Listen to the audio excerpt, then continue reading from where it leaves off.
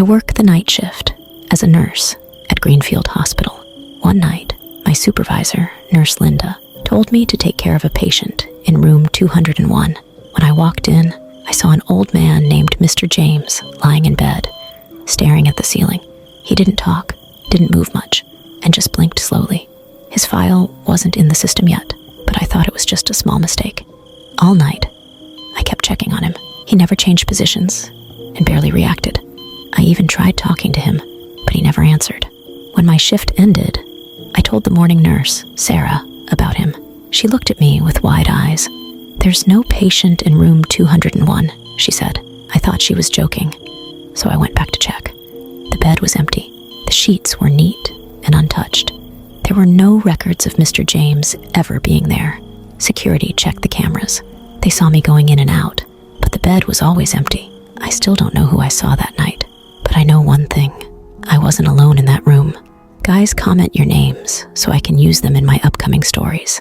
These identical twin sisters were pure evil. In the small town of Bloomsville in 1952, there were twin sisters named Taylor and Dory. They looked like sweet, normal girls, but they had a dark secret. One day, a new girl named Mary Jane moved to their neighborhood. She quickly became popular, and everyone liked her. The twins didn't like this at all. One evening, they invited Mary to a tea party in the woods. The next day, Mary was missing. Weeks passed, and people in town started whispering about what might have happened, but no one had any proof. One night, the twins' mother, Anaconda, heard them whispering in their room. She put her ear to the door and listened. What she heard made her heart race. "We need another one." Mary wasn't enough. Scared, she opened the door to confront them, but the room was empty. On the beds, there were 2 dolls with faces just like her daughters. A third doll, with Mary's face, stared back at her. The twins were never seen again. Some say they still roam the woods searching for their next guest. Guys, how would you rate this story on a scale of 1 to 10? Share your rating in comments section. This is the true story of a nun. The Vatican has kept the severed head of a nun who was believed to be possessed for over 300 years. In 1742, a nun named Josephine Rosenthal was found mysteriously pregnant, even though she claimed she had never been with a man. The convent grew suspicious, but tests showed she was still a virgin.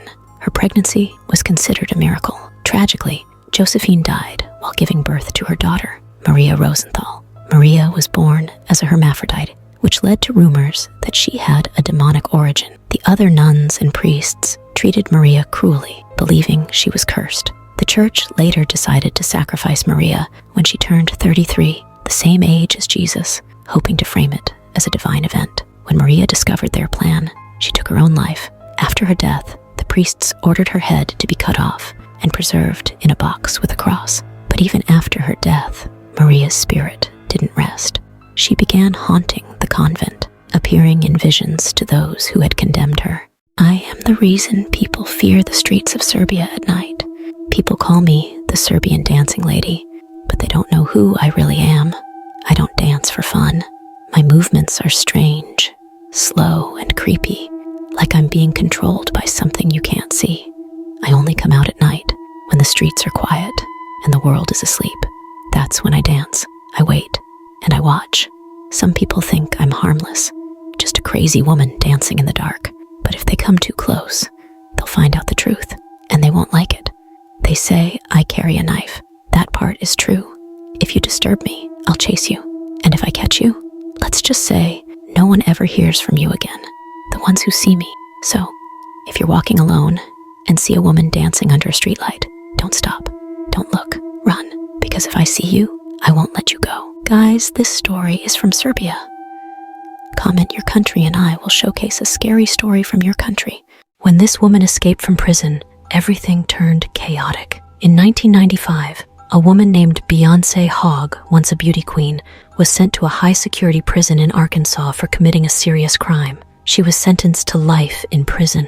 In 1996, during the prison's outdoor time, alarms suddenly rang, and all prisoners were ordered back to their cells. But one inmate, Beyonce Hogg, didn't return. She had escaped.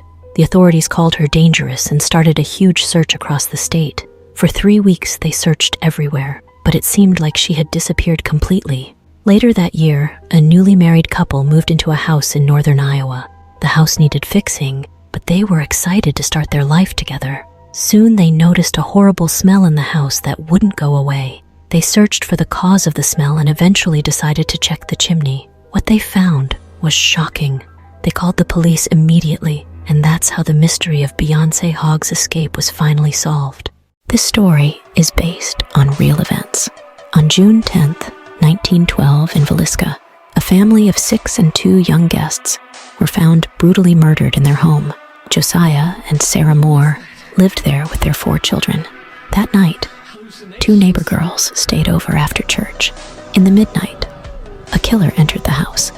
He first entered Josiah and Sarah Moore's bedroom. After ensuring both parents were dead, he entered the next room, where the 4 more children were sleeping. And then the killer moved to the guest room, where the 2 neighbor girls, Lena and Ina Stillinger, were sleeping. Some believe the killer hid in the attic before striking. The case remains unsolved. Who killed the Moore family and why? No one knows. Over time, the house became famous for being haunted. Guys, this story is from United States. Comment your country and I will make a story from there. I was coming home late from my friend's house. I didn't want to walk, so I called an Uber. The driver seemed normal, very quiet, maybe too quiet, but I was tired, so I didn't think about it much. When we reached my house, I said thank you and got out. As I walked to my door, I felt strange, like someone was watching me. I turned around. The Uber was still there. The driver didn't leave.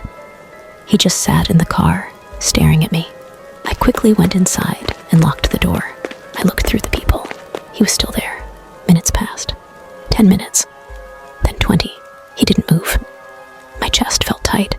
I texted my friend. But before she could reply, my doorbell rang. My heart stopped.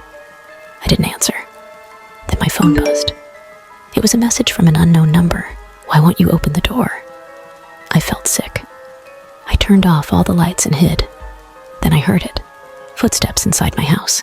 What happened to this woman is really shocking.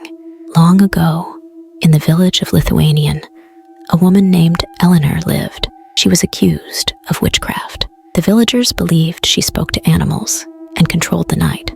Out of fear, they tied her to a tree deep in the Dinara forest and set it on fire.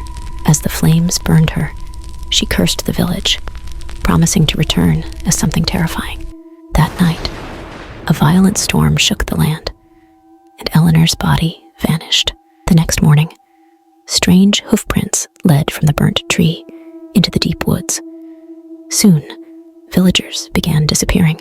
The few who returned spoke of a demon-like woman, a figure with glowing eyes, twisted horns, and the legs of a goat. She whispered their names in the wind and hunted them through the fog. Guys, this story is from Lithuania. Comment your country, and I will make a story from there.